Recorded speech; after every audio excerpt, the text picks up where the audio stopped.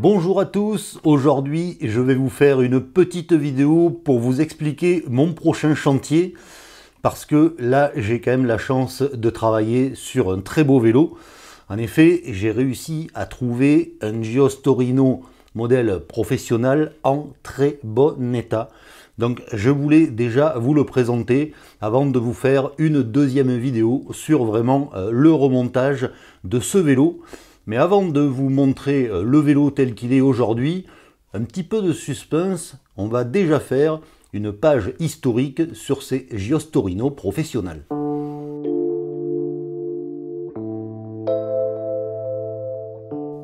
L'histoire de ce modèle professionnel débute en 1983.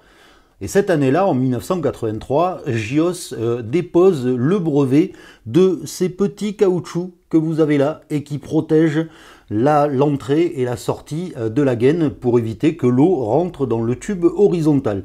Et bien sûr, ces petits embouts en caoutchouc équipent le modèle professionnel. Alors jusqu'à présent, chez Gios, il y avait surtout le modèle Super Record. En 1981, il y a eu le modèle aérodynamique. Début des années 80, c'est la folie de l'aérodynamique et donc ce modèle aérodynamique a des tubes de fourche, des fourreaux de fourche légèrement ovales et surtout on le reconnaît parce que les manettes de dérailleur sont au-dessus du tube diagonal. Sur le modèle professionnel, les manettes sont positionnées de manière très classique de part et d'autre du tube. Alors au tout début, en 1983, le modèle professionnel ne sort que dans une couleur. Il sort dans le bleu mythique, le bleu Gios. Et puis en 1984, là, Gios élargit un tout petit peu le nuancier. Et là, on a le choix entre bleu ou blanc. Ce blanc-là qui est un peu un blanc cassé, un blanc crème. Ensuite, en 1985, là, la gamme s'élargit puisqu'on a le choix entre bleu, blanc, noir et même chromé. Voilà. Les modèles chromés sont peut-être les plus rares, mais voilà. Et en 1986, Gios rajoute le rouge. Donc là, on a bleu, blanc, rouge, noir et chromé. Donc vous voyez que vous pouvez trouver ce modèle professionnel un peu dans toutes les couleurs. Maintenant, on va voir en détail qu'est-ce que c'est ce modèle professionnel.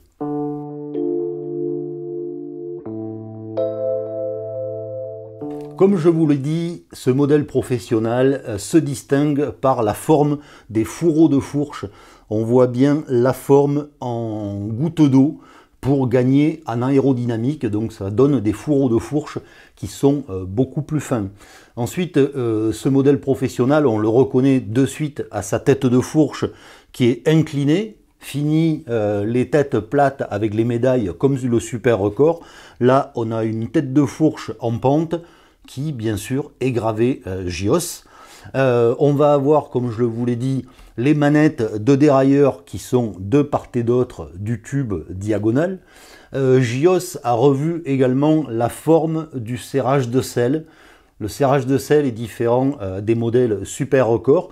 Par contre, la finition des haubans au niveau du serrage de selle est identique avec cette forme très caractéristique de chez Gios. Mais par contre, là, les sifflets, on va dire, de haubans sont gravés Gios. Voilà, une gravure de plus. Le boîtier de pédalier, lui aussi, est particulier.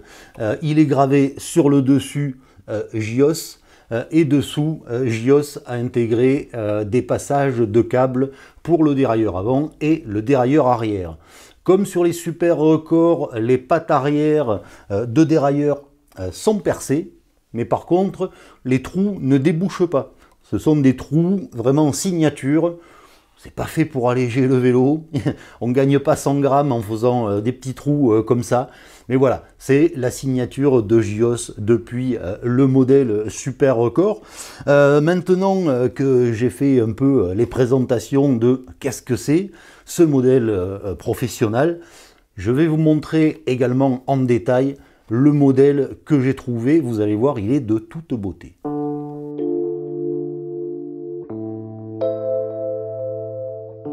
J'ai eu la chance de trouver un Gios professionnel qui est dans un état, mais on se demande s'il a roulé ce vélo un jour. Il y a quelques petits éclats de peinture, mais alors c'est vraiment rien du tout. Quasiment pas d'oxydation. Les patins de frein sont neufs, donc on se demande vraiment si le vélo a roulé. Les pneus, là aussi, ils sont quasiment neufs. Vraiment dans un super état. Alors, le vélo, le cadre est de 1985. Ça, c'est très facile à savoir puisque dans ces années-là, Gios a commencé à mettre des numéros de série sous le boîtier de pédalier et il suffit tout simplement de lire le premier chiffre pour avoir l'année. Donc là, mon numéro de série commence par 5. Donc je sais que le cadre est de 1985. Alors, je ne connais pas du tout l'histoire et le propriétaire de ce vélo. Mais c'est un cadre de 85, mais il a été monté avec des équipements de 1988, donc 3 ans plus récents. Et là, on a un groupe complet, mais alors vraiment complet, de la tête aux pieds. C'est du Campagnolo Athena. Et là aussi, il n'y a pas de trace d'usure. D'habitude, sur les manivelles, on voit la trace que peut laisser le cale-pied ou la chaussure. Il y a un petit frottement. Là, rien du tout. Les logos Campagnolo sont vraiment nickel. Au niveau des freins, bon, il y a de la saleté, il y a du cambouis, mais c'est vraiment un nettoyage. Je vous disais, les patins de frein, que ce soit à l'avant ou à l'arrière, les patins sont neufs. Et pourtant, ce vélo, on sent qu'il a été monté pour quelqu'un qui était plutôt costaud. Je dirais que c'était peut-être un coureur, puisqu'il y a quand même une roue libre avec 22 dents au maximum. Bon, autant dire que 42, 22, bon, il faut avoir des sacrées cuisses pour amener ça. Ou alors il faut habiter une région où c'est plat comme la main. Bref, je ne connais pas plus l'histoire de ce vélo. Maintenant que je vous l'ai décrit, je vais vous dire qu'est-ce que je vais faire sur ce vélo.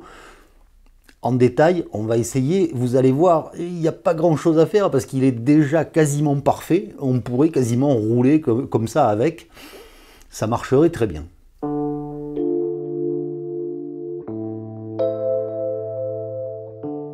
Ce vélo, je pourrais le laisser comme ça, ou je pourrais le monter entièrement en Campagnolo Super Record, puisque c'était quand même le haut de gamme en 1985, date du cadre. Mais en fait, moi, ma décision, c'est de le garder tel quel, parce que c'est son histoire. Et je pense pas que quelqu'un ait monté ce cadre en full Campagnolo Super Record pour 3 ans après installer un groupe Athena. Je pense que ce cadre, il a été acheté par un marchand de vélos en 1985, il est resté dans le stock et il s'est vendu en 88. C'est pour ça qu'il y a un groupe Athena de 1988. Le groupe est en super état, je ne vais rien changer. Alors, la seule chose que je vais faire, enfin les seules choses, je ne sais pas ce qui s'est passé. Tout le vélo paraît super neuf, sauf la tige de selle qui est vraiment très rayée. On a l'impression que la tige de selle, elle a été montée, descendue X fois. C'est vraiment très rayé, donc ça, je pense que je vais essayer de le récupérer à la lime au papier vert. D'ailleurs, je vais peut-être vous faire une petite vidéo là-dessus sur comment restaurer une tige de selle quand il y a vraiment des rayures un peu profondes comme là. Ça, c'est pour voilà, que ça soit un peu de l'esthétique. Cette guidoline bleue, je la trouve vraiment pas belle. Bon, c'est sûr, c'est pour rappeler le bleu de Gios, mais non, j'aime pas du tout. Donc je pense que je vais la supprimer. Et au niveau esthétique, je pense que ce vélo, en gros, il va être blanc et noir. C'est-à-dire que je vais mettre une guidoline noire, je vais mettre des gaines noires, je vais garder la selle San Marco Rolls qui est noire. Je vais mettre des pneus avec des flancs beige. Alors je ne sais pas encore ce que je vais mettre, mais ça sera au moins des pneus de 25. Voilà. En plus de ça, il y a de superbes jantes Mavic MA40 qui sont en super état. Même les bandes de freinage sont très peu usées. Donc je vais aussi changer la potence. Parce que là, la potence, c'est une potence qui fait 130 mm. Et c'est vrai que bon, c'est un peu long. Donc je vais voir, soit je vais mettre une 100 mm, soit une 110 mm grand maximum, mais déjà ça me rapprochera le guidon d'au moins 2 cm. Ça, je pense que ça sera pas mal. Donc voilà, là aujourd'hui il y a des gaines grises. Bon, je vais les remplacer par des gaines noires. Donc voilà, il sera noir et blanc. J'ai déjà le porte-bidon qui est noir. Qu'est-ce que je vais avoir à faire dessus? Ben, je vais changer la roue libre, bien sûr, parce que 22, je sens que là, je vais souffrir. Donc, je vais mettre une roue libre qui finit à 28 dents. Ça sera quand même beaucoup mieux. Et à l'avant, il y a 42, 52. Donc déjà 42, 28, ça permet de voir venir. Les patins de frein sont neufs, j'ai pas besoin de les changer. Bien sûr, je vais changer tous les câbles, c'est ce genre de consommables. J'ai testé un petit peu tout sur ce vélo. J'ai pas l'impression qu'il y a du jeu dans les pièces, que ce soit le jeu de direction, les moyeux, les pédales, le boîtier de pédalier. J'ai pas vu de jeu. Mais bien sûr, tout ça, je vais démonter, nettoyer, graisser et régler. Donc là, ça sera parfait. Et je sens que ce vélo, ça sera un petit bijou. Et puis, ben, il tiendra compagnie à mon super record qui s'ennuyait dans mon garage depuis quelques années. Donc voilà, je pense que ça va être un super beau chantier. Je pense aussi, dans le genre de détails que je vais changer, là pour l'instant, les gaines passent sous la guidoline. Bon, c'était la mode, c'était ça en 88, mais je pense que comme les leviers, en fait, ces leviers sont particuliers puisque ils sont transformables, en fait, ils sont adaptables, c'est-à-dire qu'avec ces leviers, on peut aussi bien passer la gaine sous la guidoline que passer la gaine au-dessus du guidon.